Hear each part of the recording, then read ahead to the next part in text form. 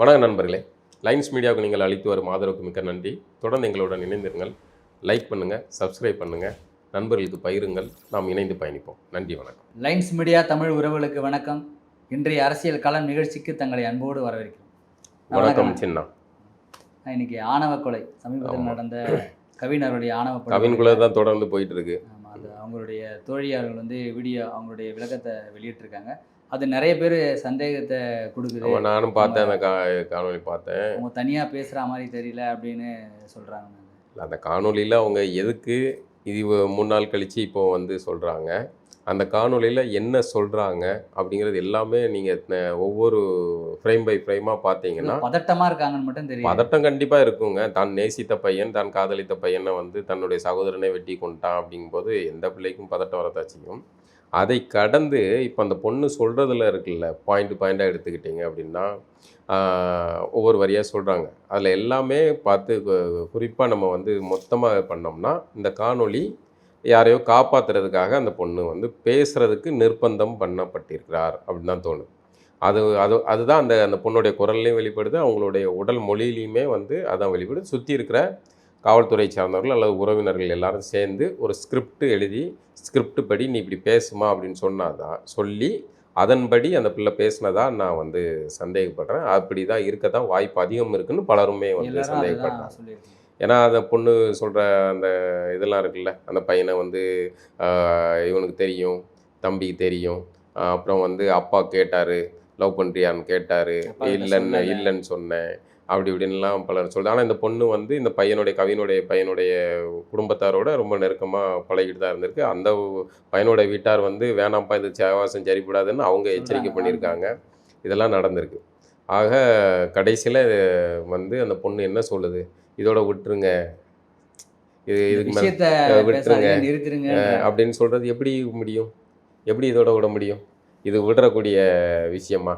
ஒரு உயிர் உன்னை நம்பி காதலிச்ச ஒரு பையன் விட்டுருங்க அப்படின்னு சொல்கிறது எவ்வளோ சாதனை விட்டுற முடியும்?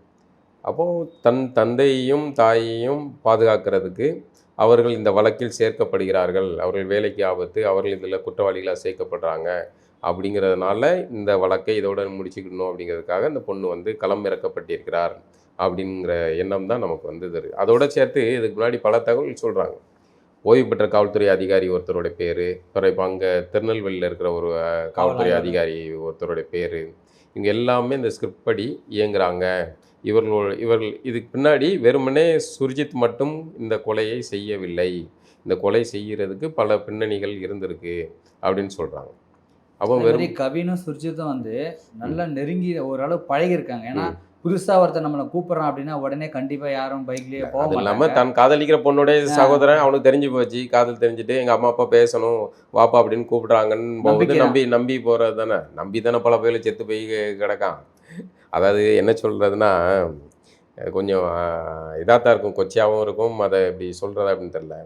இந்த நாடக காதல் இருக்குல்ல, நாடக காதல் எதுவும் குறிப்பிட்ட மதத்தை சார்ந்தவர்களோ சாதியை சார்ந்தவர்களோ அப்படிலாம் இல்லை. பொதுவாகவே நாடக காதல் ஒரு பொண்ணை காதலிக்க மாதிரி ஸ்டார்ட் பண்ணுறது, உரையாடுறது, பேசுகிறது, இதுதான் நாடக காதல். அவனுக்கு கல்யாணம் பண்ணுங்கிற நோக்கம்லாம் கிடையாது. ஆமாம், அதை எல்லாருமே செய்வாங்க. இங்கே சிக்கல் என்னென்னா, அதை ஒரு குறிப்பிட்ட பிரிவினருக்காக அரசியல் பண்ணது ஒரு சிக்கல். எப்படி கேரளாவில் லவ் ஜிகாத்துன்னு இஸ்லாமியர்களை குறி வச்சாங்க, அதே மாதிரி தமிழ்நாட்டில் பண்ணப்பட்ட ஒரு அரசியல் இது. இந்த காதல், இந்த பொறுக்கித்தனத்தை செய்கிறது எல்லா சாதிக்காரன் எல்லா மதத்துக்காரனும் இதான் செய்கிறான். இப்போ பொள்ளாச்சியில் செஞ்சவங்களாம் எந்த சாதிக்காரன்? அது நாடக காதலில் வரலையா? அப்போது இவர்களுக்கு என்னென்னா, சிக்கனவன் இந்த மாதிரி தவறுகளை செய்கிறவன் எவனாவது ஒரு அட்டவணை பிரிவு வச்சிருந்தோன்னா உடனே டக்குன்னு அது நாடக காதல்னு சொல்கிறதுக்கு எளிதாக இருக்குது. நாடக காதல் செய்ய பிசியும் செய்கிறான், எம்பிசியும் செய்கிறான், எஸ்சியும் செய்கிறான், இந்த ஓசியும் செய்கிறான், எல்லா பேரும் செய்கிறான் இந்த பொறுக்கித்தனத்தை, திருட்டுத்தனத்தை. ஆக நம்ம அதுக்குள்ளே ஒப்பிட வேண்டாம். ஆனால் இதில் நீங்கள் கவனித்து பார்த்தீங்கன்னா, இந்த மாதிரி ஒரு பிள்ளையை ஏமாற்றி காதலிக்கிறேன்னு சொல்லி கூப்பிட்டு போய் ஹோட்டலில் ரூம் போட்டு அங்கே இருந்துட்டு அதை வீடியோ எடுத்து வச்சுட்டு அதில் பணம் கேட்டு மிரட்டுறான் பாருங்கள். இந்த நாய்கள் யாருமே சாகிறது கிடையாது. இங்கே நல்லா கவனிங்க. இவன் தான் உண்மையிலே நாடக காதல் செய்கிறவன். இவனை எவனுமே உங்கள் பொண்ணு வீடியோ என்கிட்ட இருக்குது அப்படின்னு கேட்டோன்னே பொத்துனாப்பில் போய் பணத்தை கொடுத்துட்டு 4 லட்சம் 5 லட்சமாக கொடுத்துட்டு அதனால் வீடியோ வாங்கிட்டு வந்துடுறான். இவன் அங்கே எதுவும் வீரத்தை காட்ட மாட்டேங்கான், அங்கே ரகசியமாக இருக்கான், பொண்ணு புகாரும் கொடுக்கறது கிடையாது, வாங்கிட்டு வந்துடுறான். இந்த திருட்டு பயல்கள், இந்த பொறுக்கிகள்கிட்ட அமைதியாக போகிற இந்த கேரக்டர்கள் எவன் வந்து தான் நேசித்த பிள்ளையை சேர்ந்து வாழணும், திருமணம் செய்யணும், நல்லா வச்சுக்கணும்னு நினைக்கிறான்ல, அவனால தான் வெட்டி கொள்றான். அப்போ சிக்கல் என்னன்னா, காதலித்த பெண்ணை திருமணம் செய்யணும்னு ஆசைப்படுறவன் தான் கொல்லப்படுறான். நீங்கள் வரிசையாக எடுத்து பாருங்கள், லிஸ்ட் எடுத்து பாருங்கள். எவனாவது ரூம் போட்டவன்ட்ட வெட்டி கொண்டானா எவனாவது? பொள்ளாச்சியில் வந்து அத்தனை பேரை பிள்ளைங்கள வாழ்க்கையில் விளாண்டானுங்கள்ல, எவனையாவது வெட்டி கொண்டாங்களா? ஓன் வீட்டு பிள்ளை எல்லாரும் விட்டு அந்த பாதிக்கப்பட்டவங்க எல்லா சாதி பிள்ளைகளும் இருக்குல்ல, அந்த நாய்களை யாராவது வெட்டி கொண்டாங்களா? அவன் பாட்டு அரசியல் அதிகாரத்தோட செல்வாக்கூட தப்பி தானே இருக்கானுங்க. இதே மாதிரி தான் நாகர்கோவிலில் ஒருத்தன் சிக்கினான், திருநெல்வேலியில் ஒருத்தன் சிக்கினான். இப்படி ஏகப்பட்ட பேர் வந்து தமிழகம் முழுக்கவே ஏகப்பட்ட பேர் இதில் சிக்கினானுங்க. இவனை யாருமே கொல்லப்படுறது கிடையாது.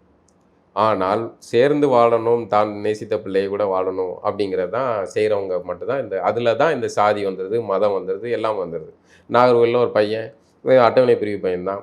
அவன் பொண்ணை பார்க்க போனால் இஸ்லாமிய பொண்ணு. அந்த பொண்ணு வீட்டிலே வந்து தூக்கு போட்டுக்கிட்டான்ட்டு கதையை முடிச்சிட்டாங்க. அதில் ஒரு கொந்தளிப்பே வரலையே. ஆக வந்து இந்த வெறுமனே இது இந்த சாதி இந்த ஆணவ எல்லா கொலை சாதிக்குள்ளேயும் கெட்டவன் இருக்கான். ஆணவ கொலைங்கிறது எல்லா சாதி மதத்தவர்களுக்கும் இருக்குது. இதே அட்டவணை பிரிவினர்களும் செஞ்சுருக்காங்க. அட்டவணை பிரிவினர் பொண்ணை வேற ஒரு பையன் காதலிச்சதுக்காக அந்த பையன் கொல்லப்பட்டிருக்கான். ஆக இந்த சாதி மத ஆணவ கொலை அப்படிங்கிறது ஒரு குறிப்பிட்ட சமூகத்தைச் சேர்ந்தவர்கள் தான் செய்கிறார்கள் அப்படிங்கிறதே கிடையாது. எல்லா சமூகத்தைச் சேர்ந்தவர்களும் செய்கிறான். அவன் மூளையில் கோளாறு உள்ளவன் செய்கிறான். ஒரு புள்ள தன் மகள் காதலிக்கிறான்னு தெரிஞ்சால் பையன் நல்ல பையன்னா வந்து பேசுவாங்க. பையன் தவறான பையனா சொல்லி அம்மா அவன் சரிப்படாது, உன் வாழ்க்கை கெடுத்துருவான், பார்த்துக்க யோசிக்கான்னு சொல்லுவாங்க. இதுதான் செய்வாங்க. ஆனால் அதை மீறி அது போதுன்னா தண்ணி தொளிச்சு விட்டுருவாங்க. ஆனால் வெட்டுறது இருக்குல்ல, இதில் தான் சிக்கலாகுது. அதை வெட்டுறதுக்கான உரிமையை யாரும் கொடுக்கல. இன்னொன்று, உங்கள் வீட்டு பிள்ளையை வெட்டுறதுக்கே உங்களுக்கு உரிமை கிடையாது.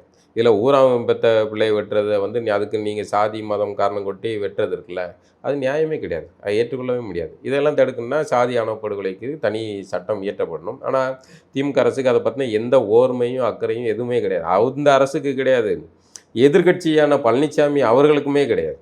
இவர்கள் எல்லாமே இந்த தேர்தல் சமயத்தில் கவினுடைய படுகொலையில் இவர்கள் எல்லாருமே அதை பற்றி வரணும்ல, அங்கே சம்மந்தப்பட்ட இடத்துக்கு வந்திருக்கணும், பேசணும், அதை பற்றின ஒரு தெளிவுபடுத்தணும்ல. அந்த ஊரை சேர்ந்த நயினார் நாகேந்திரன் கூட கடமைக்காக கணக்கு காட்டுறதுக்காக ஒரு அறிக்கை ஒன்று போட்டார். ஏன்னா அது வந்து அங்கேயும் சாதி பாலிடிக்ஸ் இருக்குல்ல, அதை செய்ய முடியாதுல்ல. இப்போ எல்லாருமே வந்து இது வந்து ஒரு தரப்பு சார்ந்தது, இந்த சாதிக்கானது அந்த சாதிக்கானதுலாம் கிடையாது. இதை தயவுசெய்து அப்படி வந்து கொண்டு போகாதீங்க. இது வந்து இதை அப்படி பார்க்கவும் கூடாது. இது வந்து ஒரு பையனை வந்து காதலிச்சிருக்காங்க, பொண்ணும் பையனும் காதலிச்சிருக்காங்க. பொண்ணு வீட்டில் வந்து சேர்ந்தவர் வந்து பையனை கொலை பண்ணிட்டார், அவ்வளோதான். இது தனிநபர்களுடைய பார்வை. இதை ஒட்டுமொத்தமாக அதுக்காக எல்லா சாதிக்காரர்களும் இந்த சாதிக்காரர்களே இவர்களே இப்படித்தான், அதே மாதிரி எதிர்த்தரப்பு அந்த சாதிக்காரர்கள் இந்த பிள்ளை லவ் பண்ணுறது, கல்யாணம் பண்ணுறது, இந்த பிள்ளைகளை லவ் பண்ணுறதே இதுதான். அதில் ஒரு அறிவாளி ஒருத்தர் கிடக்காப்புல, இந்த தேர்தல் நேரத்தில் மட்டும் வந்துட்டு போவார். அவர் வந்து அந்த பையன் காதலை விட்டுருந்தா உயிரோடு இருந்திருப்பான். என்னையா பேசுகிறீங்க? முதல்ல என்ன பேசுகிறீங்க? காதலை கொலை நடந்தது தவறு, அதை பேசு. இப்படி ஒரு கொலை நடந்தது, இதுதான் ஜனநாயகம். இந்த மாதிரியான கொலை செய்கிறது வந்து தவறானது, அவங்களுடைய தனிப்பட்ட வாழ்க்கை. அதை வந்து விடுன்னு சொல்கிறதுக்கும் விட்டா நீ உயிரோடு இருப்பங்கிறது என்ன மாதிரியான ஸ்டேட்மெண்ட்டு? அப்போ ஒருத்தங்க யாரையும் காதலிக்கக்கூடாது அப்படிங்கிறது என்ன? காதலிக்கிறது வந்து யார் என்ன சாதின்னு பார்த்து வருமா? இப்போ அவர் வந்து யாரோ ஒருத்தவங்களை காதலிச்சு தானே ஒருத்தர் இருக்காரு, அவர் என்ன சாதின்னு கேட்டாரா? கேட்டு தான் லவ் பண்ணாரா? என்ன மாதிரியான அரசியல்? இந்த மாதிரியான ஆள்களை கூப்பிட்டு வந்து இதில் எடுக்கிறது, பேட்டி எடுக்கிறது, அதே அபத்தமான இது. ஆக இந்த விஷயத்தில் எதிர்க்கட்சியும் திமுகவே போட்டோ எடுக்குது. ஆமாம், அந்த அஜித் வழக்கில் அவர் தான் வந்து யூஸ் பண்ணார். எந்த அடிப்படை அப்போவே நம்ம அதை கேட்கணும்னு நினைச்சோம். எந்த அடிப்படையில் இந்த நபரை வந்து நீங்கள் கூப்பிட்டு இதில் பேசுனீங்க? அந்த தைரியத்தில் தான் இந்த வீடியோ. அப்போ எந்த அடிப்படையில் அவர் யார்? அந்த பணம் இது கொடுக்குற இதில் காசோலை கொடுக்குற இடத்துல இவர் இது பண்ணுற, இவர் கைப்பிடிக்கார். நீங்கள் யார் சார்? நீங்கள் அரசின் பிரதிநிதியா? யார் நீங்கள்?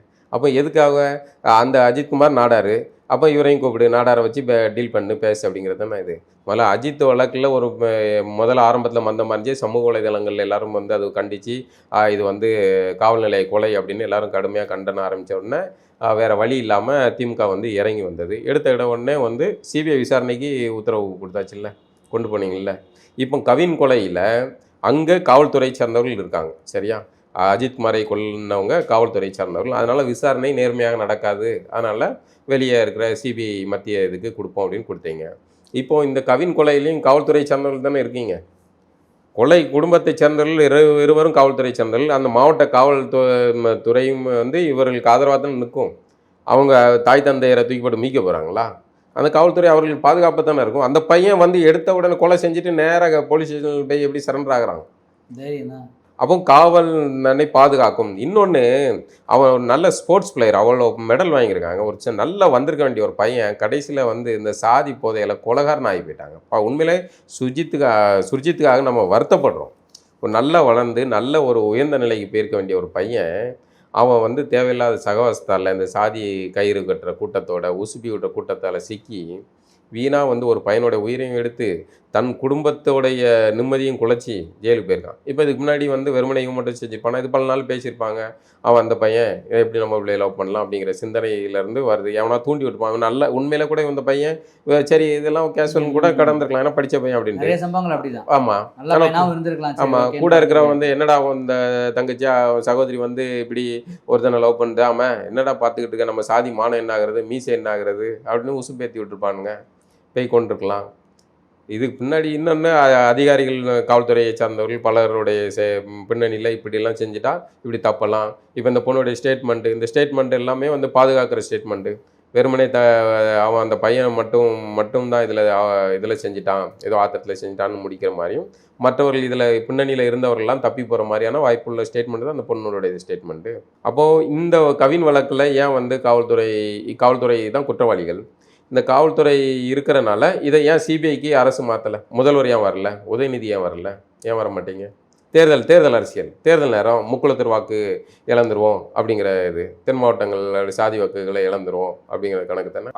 அஜித் கொலையில் உடனடியாக சிபிஐக்கு இது பண்ணீங்கல்ல, அதே மாதிரி கவின் கொலையும் வந்து சிபிஐ விசாரணைக்கு இது பண்ணணும். ஆணவ படுகொலை தடுக்க தனி சட்டம் இயற்ற வேண்டும். இதையெல்லாம் வந்து அரசு செய்யணுமா? இதெல்லாம் வந்து மற்றவங்களாம் கோரிக்கை வைக்கவே கூடாது. ஏன் வைக்கக்கூடாதுன்னா, நீங்கள் தான் வந்து சாதி ஒழிப்பு, சமூக நீதி, புண்ணாக்கெல்லாம் பேசிக்கிட்டு நீங்கள் தான் இருக்கீங்க. நீங்கள் தான் பெரியார் சாதி ஒழிச்சிட்டாரு, இது பெரியார் மண்ணு, ராமசாமியார் மண்ணுன்னு நீங்கள் தான் ஊட்டிக்கிட்டு இருக்கீங்க. அப்போது மற்ற எல்லாரையும் விட உங்களுக்கு தான் வந்து கூடுதல் பொறுப்பு இருக்குது. கேட்டுட்டு தானே இருக்கிறான். அது என்ன செய்ய போராடுறாங்க, கேட்குறாங்க. சட்டமன்றத்தில் 3 முறை வந்து திரும்ப எந்திரிச்சு சொல்கிறாங்க. எத்தனை முறை கேட்குறது? கொடுக்கலன்னா அப்போ என்ன பண்ணுறது? இல்லை, நான் கேட்குறது வந்து அரசை கேட்குறேன், திராவிட மாடல் அரசை கேட்குறேன். அரசு தானே இது பண்ணணும், நீங்கள் ஏன் செய்யலை அப்படிங்கிறது. கோரிக்கை வைக்கிறவர்களுடைய இது கோரிக்கை, அது கோரிக்கை அது தனி. அரசுன்னே தானாக முன் வந்து செய்யணும்ல. ஏன் அந்த அளவு கூட புரிதல் இல்லையா? இருக்கிற சட்டம் போகுதுங்கிறீங்களே. அடுத்தது இன்னொன்று, சட்டம் கொண்டு வந்தாலும் கூட இந்த மாதிரியான கிறுக்குத்தனமாக இருக்கிறவனை வந்து நீங்கள் ஒவ்வொருத்தர் முன்னாடியே போய் பாதுகாத்து இதை தடுக்க முடியாது. இது சமூகத்தில் வந்து ஒரு புரிதலை உண்டு பண்ணணும். யாரோ ஒருத்தங்களுடைய தனிப்பட்ட வாழ்க்கையில் நம்ம தலையிடக்கூடாது, அதில் மூக்கு நுழைக்கக்கூடாது. அது இல்லாமல் ஒருத்தங்க காதல் செஞ்சுட்டாங்கன்னா அவங்கள கொல்லக்கூடாது. இப்போ அந்த அறிவி பேசுகிற மாதிரி எல்லாம் வந்து அபத்தமாக பேசி இன்னும் சாதி வெறியை தூண்டி விடக்கூடாது. இதெல்லாம் அவசியமானது. இது எல்லாத்தையும் விட நான் மிக முக்கியமாக சொல்கிறேன், இந்த கொலையில் வந்து ஒருத்தன் கமெண்ட் போடுறான்ல, ஃபேஸ்புக்கில், யூடியூப்பில் ஒவ்வொருத்தன் கமெண்ட் போடுறான்ல, ஆதரிச்சு கமெண்ட் போடுறான்ல, அவனை ஒவ்வொருத்தனையும் லிஸ்ட் அவுட் எடுத்து தேடி போலீஸ் வீட்டுக்கு போனாலே போதுங்க. பொதுத்தளத்தில் இப்படி எழுத மாட்டானுங்க. நீங்கள் இப்போ வந்து அவன் சுர்ஜித்து கொன்னான்னா நீ கொல்லலை, அவ்வளோதான். உன் கையிலையும் அருவாள் தான் இருக்குது. நீ கிடைச்சா வாய்ப்பு கிடைச்சா கொல்வ, அதான் நடக்கும். இந்த மனப்போக்கை தடுக்கிறதுக்கு வந்து சமூக புரிதல் வேணும்ல. அதை செய்கிறதுக்கு அரசு ஒரு முன்னெடுப்பு செய்யணும்ல. எதுவுமே கிடையாது. சும்மா மேலோட்டமாக நாங்கள் வந்து சாதி ஒழிச்சிட்டோம்னு ஸ்டிக்கரை ஒட்ட வேண்டியது, சமூக நீதி விடுதி அப்படின்னு.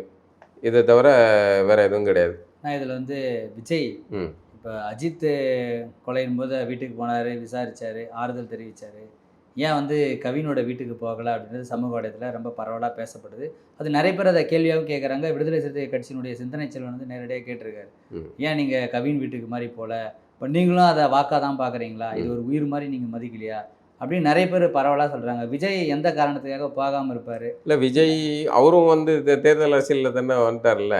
தேர்தல் அரசியலின் போது சாதி வாக்குகள், சமூக வாக்குகள், இது எல்லாத்தையுமே கணக்கு போட்டு தானே இயங்குவாங்க.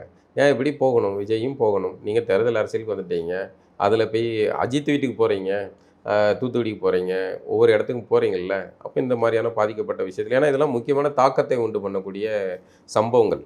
நம்ம அதுக்காக நாடு முழுக்க நடக்கிற கொலைகள், எல்லா கொலைகளுக்கும் போய் நீங்கள் தூசி கட்டுவாங்க அப்படின்னு சொல்லலை. ஒரு சமூகத்தில் ஒரு பெரும் அதிர்வலைகளை செய்யக்கூடிய கொலைகள் தான். இப்போ சுவாதி படுகொலை நிச்சயமாக அதிர்வலை செய்யப்பட்ட படுகொலை தான். ஒரு ரயில் நிலையத்தில் ஒரு பையன் வந்து வெட்டி கொள்கிறான். அதில் என்ன நடந்ததுன்னே உண்மையே தெரியாமல் அந்த பையனையும் கதையை முடிச்சிட்டாங்க. அவன் தான் உண்மையான குற்றவாளியாங்கிறது தெரியாது. காவல்துறை சேர்ந்து கழுத்தறுத்து போட்டாங்க, பேச விடாமல் முடிச்சிட்டாங்க. கடைசியில் கரண்ட் கம்பியை கடிச்சான்னு முடிச்சிட்டாங்க. அப்போது இதுக்கு முன்னாடி என்ன மர்மம் இருந்தது, யார் அந்த பெண்ணு, என்ன அந்த பெண்ணுக்கிட்ட என்ன மர்மம் இருந்தது, இந்த பையனுக்கு அந்த பொண்ணு எந்த விஷயங்களும் பொது வெளியில் வரல. அந்த அதிகார வர்க்கம் அந்த கேஸும் அப்படியே முடிச்சாச்சு. அது மாதிரியான அதிர்வலைகளை உண்டு பண்ணக்கூடிய கொலைகளில் ஒன்று கவினுடைய படுகொலை. அப்போ அதுக்கு வந்து நீங்கள் கேட்கணும்ல, நிற்கணும்ல. என்ன கேட்டால் சீமான் அவர்களும் கூட உடனடியாக போயிருக்கணுங்க. அவரு விசாரித்தா பல காரணங்கள் சொல்கிறாங்க, அந்த நிகழ்வு அது இதுன்ட்டு கலந்துக்கிட்டு இருக்காங்கன்ட்டு. எல்லாத்தையும் விட முக்கியமான முக்கியமானதுக்கு உடனே போய் நிற்கணும்ல. அதுக்காக கணக்கு காட்டுறதுக்காக போய் நிற்கணும்னு சொல்ல. இது வந்து ஏன்னா நீங்கள் தமிழினத்தின் ஓர்மையை பேசுகிறீங்க. திராவிடர்களை விட உங்களுக்கு கூடுதல் பொறுப்பு இருக்குது. அப்போ நீங்கள் கூடுதலாக இந்த மாதிரியான நீங்கள் கண்டித்து அறிக்கை விடுறீங்க, அதை பாராட்டணும். கண்டித்து அறிக்கை விடுறீங்க, முதல் அடியாக வந்து பேசுகிறீங்க, இது சாதிய படுகொலை, இந்த மாதிரியான சாதி சிந்தனை உள்ளவன் எனக்கு ஓட்டு போடாதன்னெலாம் சொல்கிறீங்க. ஆனால் நீங்கள் களத்தில் உடனடியாக போகணும்ல. அஜித் கொலை நடந்தப்பவும் களத்தில் உடனடியாக போகலை. இந்த மாதிரியான விஷயங்கள்லாம் வந்து தாமதமாக போகிறாங்க. அது வந்து அதை சரி செஞ்சுக்கணும். இப்போது கவின் விஷயத்துக்கு உடனடியாக களத்துக்கு போயிருக்கணும், பேசணும். அது தானே பொது தளத்தில் வந்து விவாதம் செய்யப்படும். நீங்கள் தமிழின ஓர்மை பேசுகிறீங்க, தமிழினம் இந்த மாதிரியான கசடு மூளையில் சேர்ந்துருக்க கசடுகளை விட்டு வெளியே வாங்க அப்படிங்கிறத தானே வந்து ஒரு தலைவராக நீங்கள் தமிழினத்தை ஒருங்கிணைக்கிறீங்க, எல்லா சாதியும் ஒருங்கிணைச்சி பயணிக்கிறீங்க. அப்போ அந்த சாதிய புரிதல், அது குறித்த சிக்கலோட வெறியோட இன்னொரு சமூகத்தை இழிவுபடுத்துகிற மனநிலையோடு இருக்கிறவன் எனக்கு ஒரு புரிதலை உண்டு பண்ணும்ல. உங்களுடைய பயணங்களும் நீங்கள் பேசுகிற பேச்சுகளும் அது அவசியமானது. இந்த மாதிரி தொடர்ந்து தமிழ்நாட்டினுடைய சட்டம் ஒழுங்கு சீர்கேடு நடந்துகிட்டே இருக்குது. தினம் ஏதாவது ஒரு கொலைகள் நடந்துட்டு இருக்குது. இப்போ சமீபத்தில் வந்து உடுமலைப்பேட்டையில் வந்து மாரிமுத்து அப்படின்ற ஒரு பழங்குடியினர் வந்து விசாரணைக்காக அழைத்து செல்லும்போது அவர் உயிரிழந்திருக்கிறார். ஏதோ பல்லோ நகமோ வச்சிருக்கதா சொல்லி கேரள வனத்துறை வந்து பிடிச்சி அதை தமிழக வனத்துறைகிட்ட கொடுத்து கடைசியில் அவர் பணமாக தான் எடுத்திருக்காங்க காவல்நிலையில். இப்போ அவருக்கு வந்து போராடுறதுக்கு எப்பவுமே களத்தில் இருக்கிற மாதிரி கம்யூனிஸ்டுகள் தான் இருக்கிறாங்க. ஸோ பெருவிதமான குரல்கள் வந்து அவருக்காக கண்டிப்பாக ஒழிக்கப்படணும். அது நம்மளும் வன்மையாக கண்டிக்கிறோம். இது வந்து எப்படி அஜித்குமார் படுகொலை வந்து காவல்நிலை கொலையோ அதே மாதிரியான இந்த கொலையும் விசாரிக்கப்பட வேண்டும். அந்த குற்றவாளிகளும் தண்டிக்கப்பட வேண்டும். அது எப்படி நடந்தது? ஏன் வந்து இதே தான் வந்து ஜெய்பீம்னு படம் எடுத்தீங்கப்பா. படம் எடுத்தால் பார்த்து வந்து உச்சி கொட்டுறீங்க, கண்ணீர் விடுறீங்க, முதல்வர் நேரம் ஒதுக்கி பார்க்குறீங்க, கடந்து போயிடுறீங்க. ஆமாம், செய்தியாக வந்தால் கடந்து போயிடுறீங்க. அது வந்து இப்போ பெரிய அளவில் இதாகிறதுக்கு யாராவது ஒருத்தங்க போராட வேண்டியிருக்கு, வெளியே சொல்ல வேண்டிய. முதல்ல இந்த செய்திகளே வெளியே வர்றது இல்லை. சமூக வலைதளங்கள் இருக்கிறனால தான் இது வந்து அங்கங்கே இது நடக்குது. இப்போ இடதுசாரி தோழர்கள் இருக்காங்க, மற்ற எல்லா அமைப்பை சார்ந்த தோழர்களும் எப்படி அஜித்துக்காக நம்ம ஒன்றாக இருந்தோமோ, எப்படி ஜெயராஜ் பன்னீஸ்க்கு வந்து ஒன்றா இருந்தோமோ, அதே மாதிரி மாரிமுத்துக்காகவும் களத்தில் இறங்கணும். அதானே காவல்நிலைய படுகொலையை கண்டிக்கிறதுக்கான பொதுவான பார்வையாக இருக்க முடியும். இப்போ சமீபத்தில் வந்து அன்புமணி ராமதாஸ் 2 பேருக்கான பிரச்சனை நீடிச்சிட்டே இருக்குது. இதில் வந்து அன்புமணி வந்து ஒரு சுற்றுப்பயணம் போயிருக்காரு, தமிழ்நாடு முழுவதும் போயிருக்காரு. இதில் வந்து அன்புமணி போராட வந்து மக்கள் ஏற்றுக்க மாட்டாங்க, என்னுடைய பேச்சை கேட்காம அடங்காமல் போகிறாரு, மக்களுக்கு விருப்பமில்லாத ஒரு நடைபயணமாக இருக்கும் அப்படின்னு தந்தை வந்து அன்புமணியை பார்த்து எனக்கு சொல்லியிருக்காரு. இது எப்படி பார்க்குறீங்க? இல்லை, அதை என்ன சொல்கிறது, இப்போ அதை விட நீங்கள் சொன்னதை விட அட்வான்ஸாக அடுத்து தேர்தல் ஆணையம், மத்திய அரசு, பிஜேபி விளையாட்ட ஆரம்பிச்சிட்டாங்க போல இருக்குது. அவங்க விளையாட்ட ஆரம்பிச்சிட்டாங்கன்ட்டு அட்ரஸ் வந்து சென்னையில் தான் இருக்குது, அதை தான் நாங்கள் வந்து அங்கீகரிப்போம், சென்னை அலுவலக முகவரி தான் அப்படின்ட்டு ராமதாஸ் அவர்களுக்கு மறைமுகமாக ஏதோ சொல்லப்படுற செய்தி மாதிரி தான். அதான் 2 பிஜேபி கூட எவன் சேர்ந்தாலும் உருப்பிட மாட்டான், அவங்கள 2ஆக பிரித்து விட்டுருவாங்க.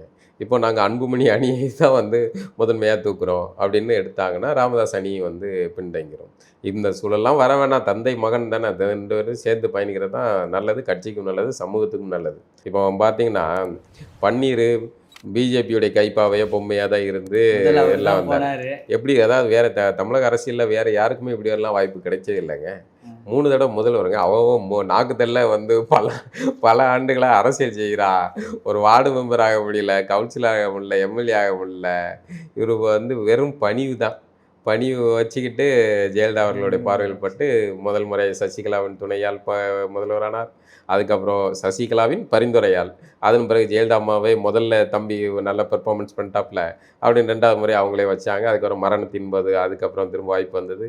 இப்படி எல்லாமே வந்து இயற்கையாக அவருக்கு வந்து இப்படி ஒரு அமைப்பு வந்து கடைசியில் பாருங்க பயன்படுத்திக்கலையா, கடைசியில் போய் செல்லா காசாயி ஏன் கடைசியில் போய் தர்மயுத்தன் குருமூர்த்தி அல்லது வந்து பிஜேபியோடைய ஆட்களுடைய அரசுங்க இதில் போய் சிக்கி அவர்கள் வழிகாட்டுதலின்படி அதிமுகவை 2ஆக பிரித்து உடச்சி அரசியல் பண்ணி அதிமுக சோழியம் முடிச்சணும்னு பார்த்தாரு. கடைசியில் பாருங்கள் இன்றைக்கி வந்து யாரை நம்பி போனாரோ, யாருடைய கைப்பாவையாக இருந்தாரோ அவர்களே வந்து அவரை வந்து ஒரு சந்திப்புக்கு ஐயா ஐயா ஒரு சந்திப்பு ஐயா அப்படின்னு கெஞ்ச விட்டு அவரை அனுப்பிவிட்டாங்க.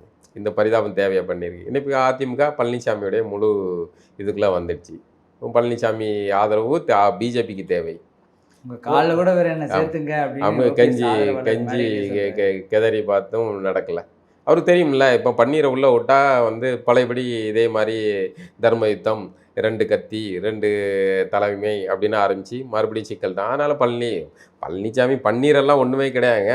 தன்னை வந்து இது கொண்டு உட்கார வச்ச சசிகலாவே உள்ளுக்குள்ளே என்ட்ரி கொடுக்க விட மாட்டேங்காரு. பன்னீரை விட்டுருவாப்லையா? அவருக்கு தெரியும்ல, பழைய இதெல்லாம் ஞாபகம் வரும்ல.